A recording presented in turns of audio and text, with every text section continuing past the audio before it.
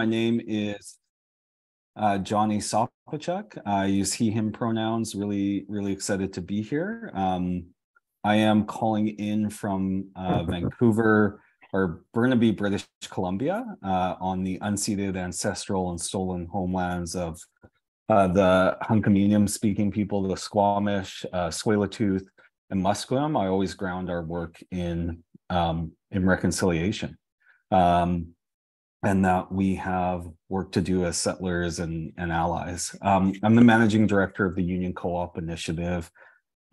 We are working towards creating an economy that works for people on the planet here in British Columbia, and very much inspired by the work that all of you folks have been doing for a very long time.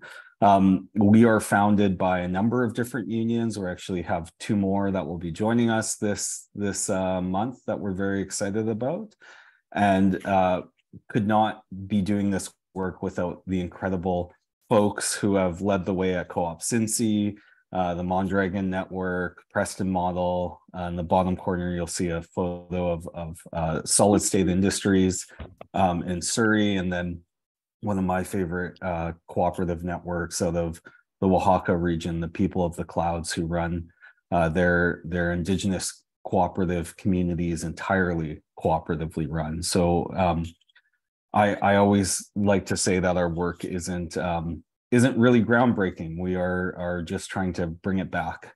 And we're really focused at the UCI as a new co-op development and incubator organization based off the Preston model and Mondragon cooperatives. And we use our local unions and anchor institutions that prioritize local union co-op purchasing to support our work. So I always also ground our work here in British Columbia. This is one of our members, Laura Gaisage Cuthbert. She's one of the founding members of Value Co-op, and she always she's Haida of northern BC. There's Haida communities in Alaska as well. Always talks about how co-ops have been here from time immemorial, and she always laughs at co-op developers today who are talking about the way they've run their communities for a very long time. So we're also inspired by and influenced by the USW model, one worker, one vote, and the great work out there. So I want to start it off Member for Burnaby North with a message from our Parliamentary Secretary for BC government for Labour. This was her recent statement in our provincial or state level legislature about the work we're doing. Thank you, Mr. Speaker. The Union Cooperative Initiative was launched last year to bring together the labour and cooperative movements to promote economic development through shared community-focused values. The UCI is supported by Van City Credit Union and the Alliance for Cooperative Development. BC has a long history of collaboration between unions and co-ops.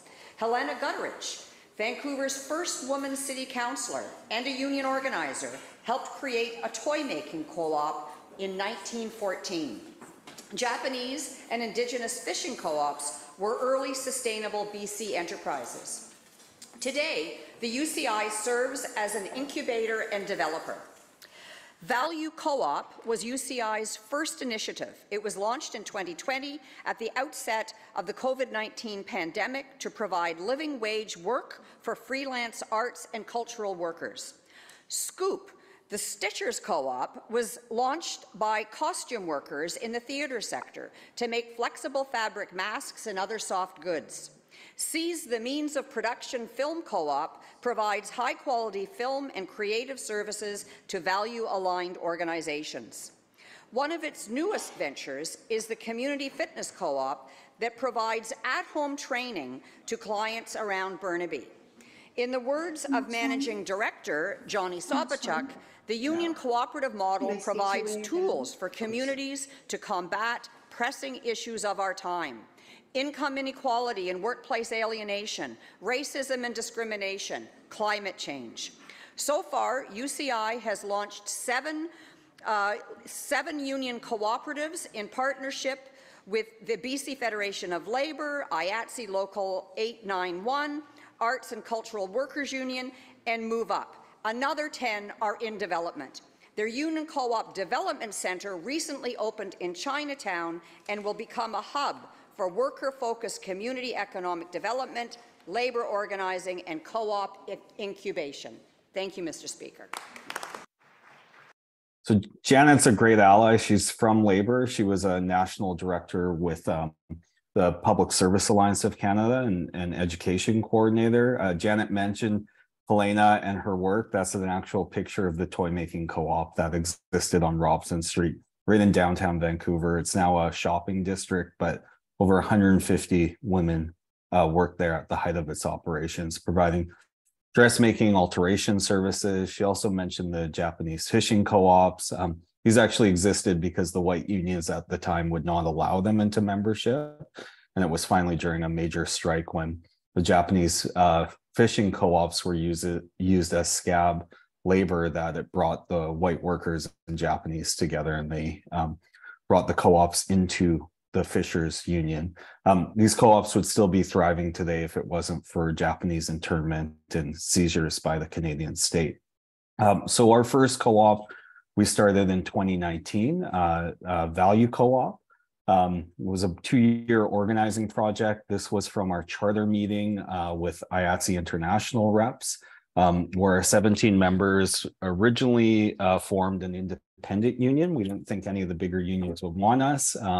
And then IATSE invited us into membership. So our 17 founding members voted unanimously to join IATSE. They chartered a new B778, which is a theater workers local, partially and I would say mainly not because they were championing the cooperative model, but they saw this as a really big growth opportunity in a new sector that was highly unorganized. Value Co-op, I often get asked, like, how did it get started? Sorry, my assistant Penelope is joining me up on the bench here, and she has some leg issues, so I have to help her up. You can see her in the corner there. So, you know, there's no secret sauce. I'm a labor union organizer by trade. Value organizing was just lots of one-on-one conversations with Emily and David, who then talked to Kat and Jess, and Ali and Matt and Annie, and you'll see that dotted line there to Shira, who was our first studio coordinator, and that was through class talks at Emily Carr Arts Arts University in Vancouver. These are just some of the founding members. So Value launched just at the start of the pandemics, providing high quality merchandise for labor partners. It was a campaign production studio, and we started working with labor unions, cooperatives, arts organizations, nonprofits, and it started to highlight the union co-op model here in Vancouver. So we started receiving significant number of inquiries from labor partners who are saying, you know, what you're doing is so cool and sexy. We wish we could do it too. And my response has always been, you can. You just have to resource it. And the response back we would get was, we don't have the capacity or the time or expertise. So that was really what started our work towards the UCI, very much inspired by the work of Kristen and Ellen and other folks in Cincinnati. So this is just some video of our members working at Value Co-op, making buttons and tote bags. As I mentioned, we founded the ACWU as well, and through Value Co-op, really organized quite a number of nonprofit arts centers. They came to the union not because of the union, but they came because of the Union Co-op.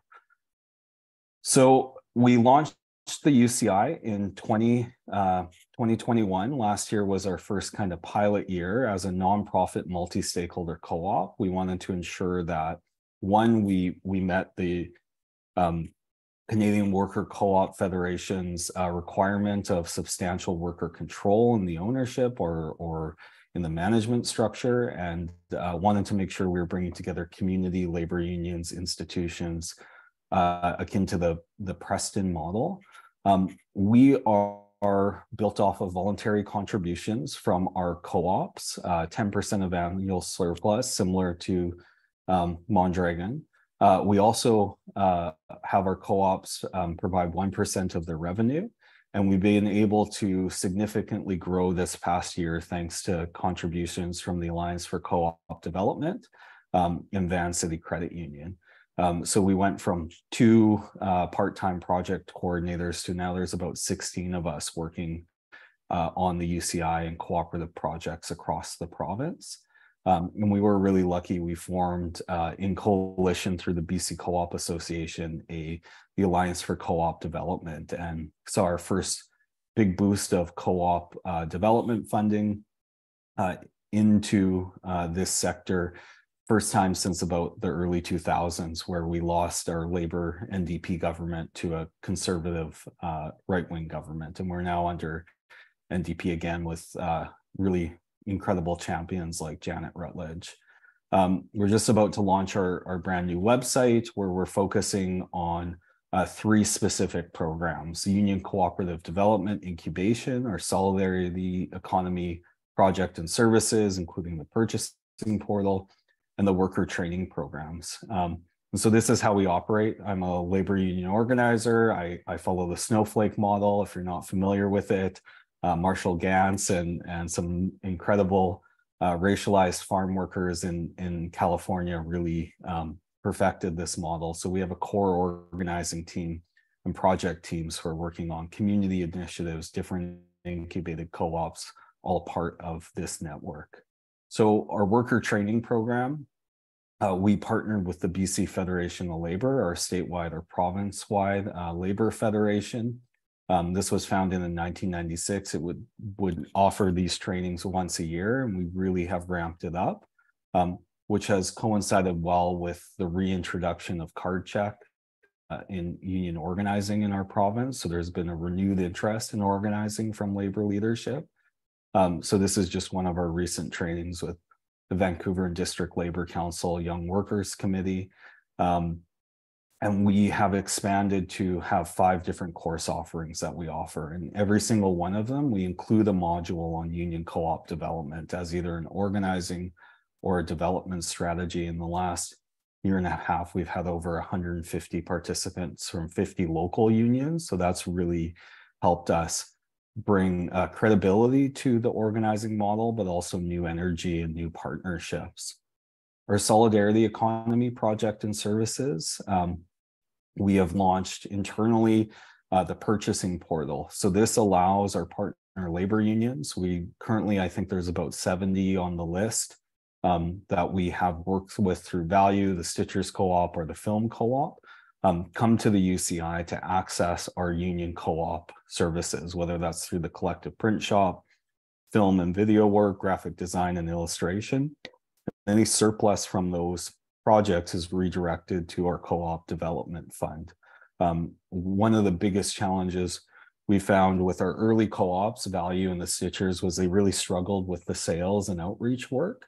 So we're trying to build that service into the UCI to help them grow and scale sustainably.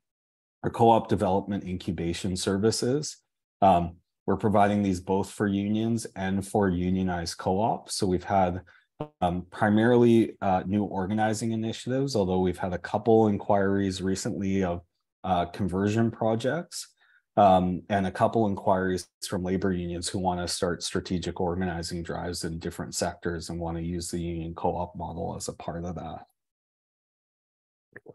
So our incubation stages, we look at about 10 different stages. In the co-op sector, at least in Canada, the way I've been trained is that this would be called a top-down organizing strategy for co-ops. I really push back on that. I'm a labor organizer. I believe that the structural realities of life today mean that it is very hard for working people to start community initiatives or co-ops. They're too busy feeding their families and working their asses off. So the idea of capitalizing a co-op and putting a bunch of volunteer labor into a project is inaccessible for the majority of workers. So we actually help workers create structures that can lead to a co-op or a form of cooperative development for fulfilling work. So all of our co-ops are in various stages, and it's not always linear. Like we've had some co-ops that will do the operating budget before they even do a pilot. Right now, we have about 9 active co-ops. We're launching a climate co-op with thanks to Van City, again, for some core funding for that one. And we're working with about 5 core unions as a part of these cooperatives, although we have many others who are slowly developing or in conversation on other cooperative projects. And I'm finding that it's usually anywhere from 3 months to 2 years for a union to fully get on board with cooperative development. So I'm gonna show off just a couple of our co-ops to give examples. The first time I walked through this space, the doors of this space, I was 14 in 2002. David was a candy raver at the time. I was. And Kat Dodds, who now lives upstairs, but she started Hello Cool World to do social justice campaigns and communications in the community. So Value Co-ops in the Lim Association building in Chinatown, and the Benevolent Association buildings were organizations that basically brought over indentured Chinese laborers to work on the railroad. So it has a really significant history. The building's really cool too. You can see a lot of the architecture that reflects a lot of the racial history too. The building is actually two kind of like stuck together, because when the original people who built this building, which was the Chinese Empire Reform Society, they wanted to expand, but it was illegal for Chinese people to build past Shanghai Alley. So they just built sort of an illegal second building. So you can actually see the division on the outside of the building. Amazing. And I just found out this recently. Dr. Sun Yat-sen actually used to deliver his sermons, if you will, in the alley there, just behind there. So it's such an interesting, significant history. The Lim Association was specifically said that they wanted to support the arts and culture community. And yeah, just I've known them, the board, for a very long time. And so they invited us to be in this space, and we're just so excited to be here. So Jen and David are 2 of the founding members for Value, prolific co-op organizers now. And Value has really transformed to focus on the community projects. So they've transferred the commercial print shop operations to the UCI to incubate a new project. This is a screen printing calligraphy workshop that they did with the elders in the upstairs Lim Association space. And so this project, we refer to all of the community projects as mutual aid projects. So the artists are able to apply for funding through the provincial government, federal government, different development streams, and they use that to pay themselves to do projects that the LIMs identify. So they built them a website, did an archiving project, arts engagement project, all of that kind of fun stuff. We have the Stitchers Co-op, which was started by Gigi Mercado. We actually recruited her off of Facebook. Gigi was a worker who had been laid off at the pandemic. She was making masks out of her closet, and Value was looking to pivot its service offerings during the start of the pandemic. So invited Gigi to join. Gigi was a cleaner, and she was making these masks to pay for her medication. And so we had a one-on-one call. At the end of the call, she wanted to just give her masks to the co-op, and we said, no, Gigi, this is about making sure you can get paid and make a living wage. So we formed the Stitchers Co-op, launched the mask project, sold 300 of Gigi's masks in the first week to labor partners. And then we got a request for 4,000 masks, and Gigi can make about 8 masks an hour at like a reasonable pace. So we partnered with IATSE 118, who called through all of their laid off costume shop workers, who then came in. We had about 20 different workers working out of their home studios producing masks for the Gigi Mask project, and now the Stitchers Co-op that's doing tote bags and other soft good for labor partners. Seize the Means was a spin-off co-op from Value. I'm actually a member of this co-op. I love video projects.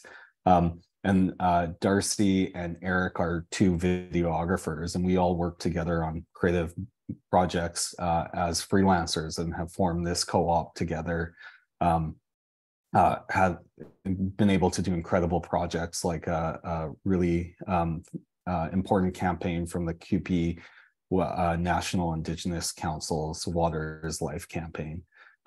So this co-op is now fully up and running. I would say it's our co-op that is the most successful so far if you're looking at turnover and revenue and being a self-sustaining entity. We have the Collective Print Shop, which is the spinoff from Value. This is our the Chinatown studio.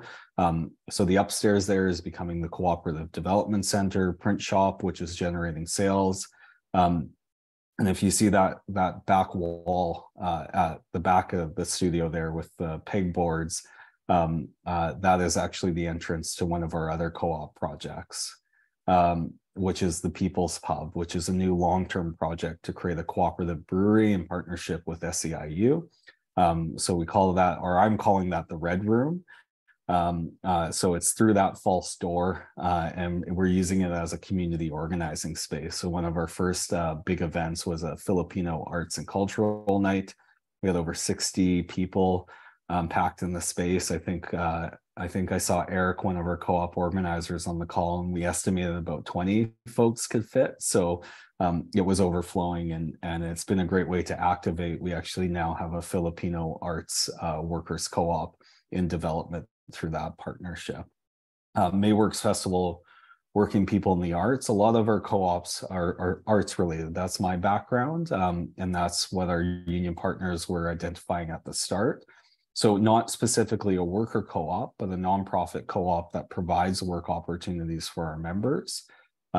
And through a government grant, we're able to do some really beautiful commissioned work from some of our members. And we did 18 different events of programming at the start of May. And then I think this is the last one I'm going to talk about, and then just briefly mention some of the futures as the community fitness co-op. So this is our first co-op that we piloted last year outside of the arts and cultural sectors, piloted by this guy, Jack, a freelance personal trainer. He worked for a really shitty franchise who was taking 50% of his training rates. They were then charging him a ton of money every month to use their services. So we helped him through some of our legal support from our partner unions to leave that company. He's now piloted the community training co-op, now had another member join, and are going to move into a scaling phase. And just alone for Jack in a 6-month project with only 25% of his clients, Jack saw an over $8,000 increase in his take-home pay. And so Jack alone, his estimate is seeing anywhere from a $30,000 to a $50,000 increase in his wages through the union co-op model.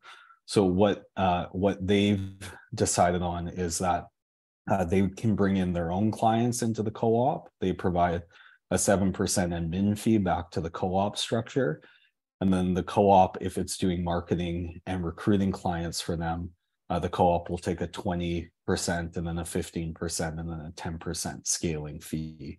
And so when I talk to Jack about this, he actually doesn't highlight the take-home pay increase. He says, like, that's been great, but it's actually been his first experience working in a supportive work environment through the union and through the co-op model. He's used to exploitative employers who just completely stress him out. So UCI Futures, what we're working on right now, is just looking at all of the different projects. So we have about 29 that are in various stages, or at least introductions. Not all of these are going to turn into fully fledged co-ops, but we've got lots of different ones on the grow with quite a number of different labor partners. Our focus on co-ops right now is launching worker-focused co-ops that require very little capital investment, so about $15,000 max. Van City has launched a new program for us on microfinancing, so we are able to back any of these co-op projects, and they provide up to a $50,000 loan, so we can get them off the ground very quickly. So really excited about some of these coming up. And one of the things I'm dreaming about in the long term is working towards a cooperative development center. We're quickly outgrowing the space we have in Chinatown. This is a picture of the Vancouver Labor Temple, a short-lived community organizing space in Vancouver that got sold off soon after it was built. And one of the cool things I learned in the research was they actually had a cooperative general store, which was dedicated for unions and union workers to do bulk buying. So even more of that history here in Vancouver. And again, just have to say that like all of this work is inspired by folks on this call. So just really honored to be able to present, and happy to answer any questions. That is really wonderful, and I wish we were in person so we could have a huge round of applause and really hear it. But this is what an exciting presentation, and as I mentioned in the chat, I think you presented to us about 3 years ago, and just the amazing amount of work that's happened in British Columbia. It makes me, as someone on the other side of the border, just feel a little jealous and envious of what's happening in BC. So let's open up for questions or quick comments. If anyone, either raise your hand electronically